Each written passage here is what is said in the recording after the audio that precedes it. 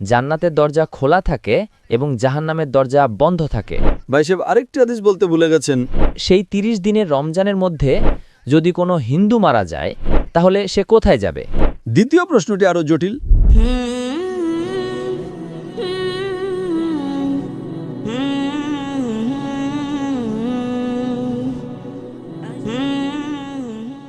আমার একটি প্রশ্ন আছে। আমি শুনেছি যে রমজান মাসে ৩০ দিন জান্নাতের দরজা খোলা থাকে এবং জাহান্নামের দরজা বন্ধ থাকে, কিন্তু সেই ৩০ দিনের রমজানের মধ্যে যদি কোনো হিন্দু মারা যায় তাহলে সে কোথায় যাবে? ভাই সাহেব খুব ভালো এবং সঠিক প্রশ্ন করেছেন। প্রশ্নকে কখনো ভুল বলা উচিত নয়, ভুল বললে তা প্রমাণ করতে হয়। ভাই সাহেবের প্রশ্নটি হলো, তিনি হাদিসের উদাহরণ দিচ্ছেন। অনেক হাদিস আছে আল্লাহ রাসূল সাল্লাল্লাহু আলাইহি ওয়াসাল্লামের, বুখারী এবং অন্যান্য হাদিস আছে যে রমজানে আল্লাহ সুবহানাহু ওয়া তাআলা জান্নাতের দরজা খুলে দেন এবং জাহান্নামের দরজা বন্ধ করে দেন। ভাই সাহেব আরেকটি হাদিস বলতে ভুলে গেছেন যে শয়তানও বন্দী থাকে। তো তিনটি বিষয় একসাথে, আল্লাহ সুবহানাহু ওয়া তাআলা শয়তানকে বন্দী করেন। তো ভাইয়ের প্রশ্ন হলো, যদি রমজানে ৩০ দিনের মধ্যে কোনো হিন্দু মারা যায় তাহলে সে কোথায় যাবে? অনেকে প্রশ্ন করে, শয়তান শিকলে বাঁধা থাকে, শৃঙ্খলবদ্ধ, কড়া, হাত কড়া তো বলতে পারবো না, কড়া কড়া শিকলে বাঁধা। শয়তান শিকলে বাঁধা থাকে, তবুও আমরা দেখি গুনাহ হচ্ছে। যদিও রমজানে গুনাহ কম হয়, তবু গুনাহ তো হয়, তাই না? তো শয়তান শিকলে বাঁধা থাকে, তাহলে গুনাহ কেন হয়? এটাও একটা প্রশ্ন কি না? যদি শয়তানকে আল্লাহ তাআলা শিকলে বাঁধা রাখে রমজানে, আমরা দেখি তবু চুরি হয় কি না? কম হয় কিন্তু হয়।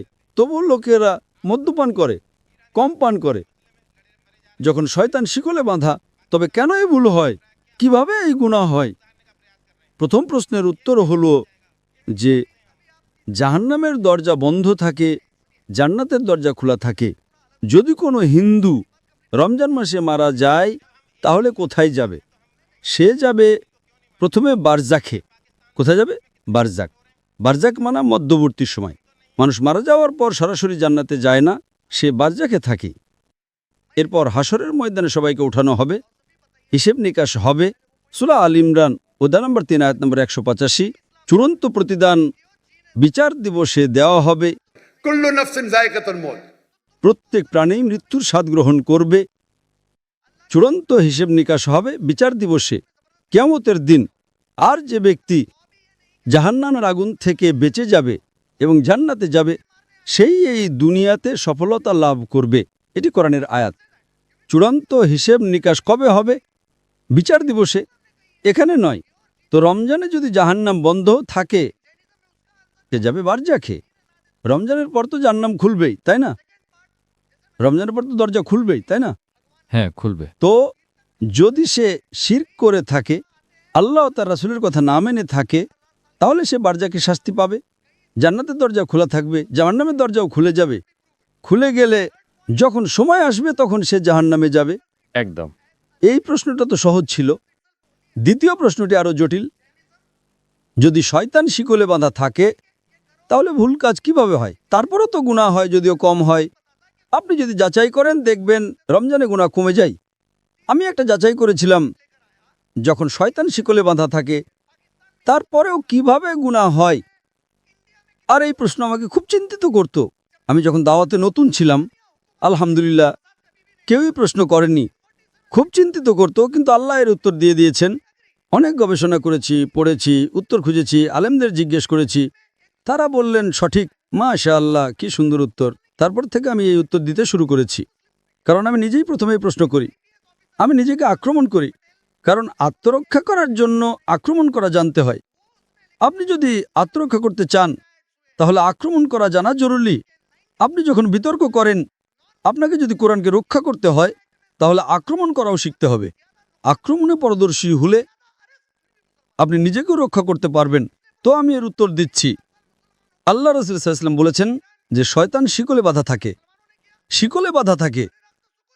শয়তান মরে যায় না, জীবিত থাকে, কিন্তু শিকলে বাঁধা থাকে। আমি একটা উদাহরণ দিই। ধরুন একটা সিংহ, বাঘ শিকলে বাঁধা আছে এবং শিকলটা 10 ফুট লম্বা।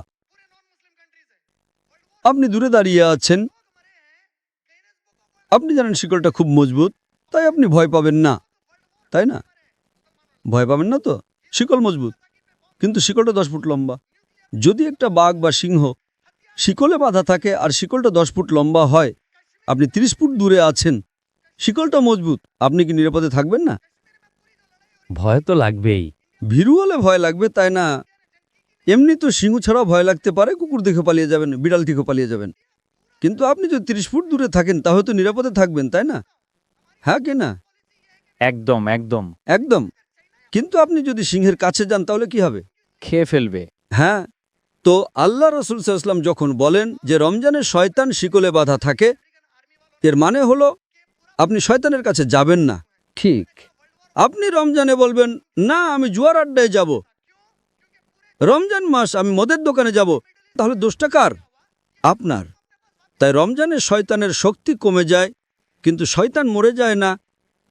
শিকলে বাঁধা থাকে মানে আপনি যদি দূরে থাকেন তবে নিরাপদ, কিন্তু আপনি যদি সিংহের মুখে হাত দেন, সে শিকলে থাকলেও তো আপনাকে খেয়ে ফেলবে, তাই না? একদম। তো রমজানে আপনার জন্য গুনাহ থেকে দূরে থাকা সহজ, কিন্তু অসম্ভব নয়। রমজানে প্রায়শই আমরা আল্লাহর সাহায্য পাই, কিন্তু আপনি যদি বলেন, না আমি মদের আড্ডায় যাব, পিকচার দেখব, আমি ব্লু ফিল্ম দেখব, তাহলে তো সমস্যা হবে, তাই না? তো রমজানে শয়তানের প্রভাব কমে যায়, কারণ সে শিকলে বাঁধা থাকে। আপনি তার কাছে গেলে, তার মুখে হাত দিলে, সে আপনাকে খেয়ে ফেলবে, তখন আপনি গুনাহ করবেন। তো এটা হলো যুক্তিসঙ্গত উত্তর। সঠিক উত্তর তো আল্লাহই জানেন। এটা একটা যুক্তিসঙ্গত উত্তর, হাদিস ঠিকই আছে, কিন্তু এর মানে হলো আপনাকে আরও বেশি মনোযোগ দিতে হবে এবং রমজানে আল্লাহর ইবাদত করার জন্য আপনার কাছে আরও বেশি সময় আছে। আশা করি উত্তরটা পেয়েছেন।